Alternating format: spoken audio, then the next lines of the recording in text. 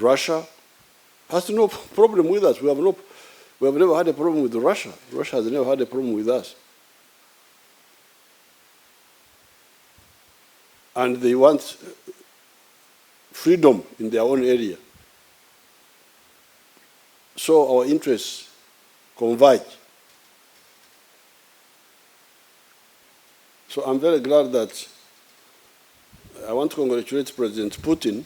Now, these partnerships, like with Proheri, it's common sense. Because there is big demand here. We have got these helicopters,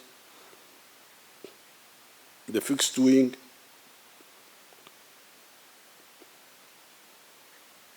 they need maintenance, they need overhaul, they need upgrading. So, which is better, to do it there or here? Yeah, so common sense. But of course, common sense is not always common. So I thank the Russian government for not objecting to our cooperation and supporting it. And I thank our own side for enthusiastically taking advantage of this goodwill and building this capacity here.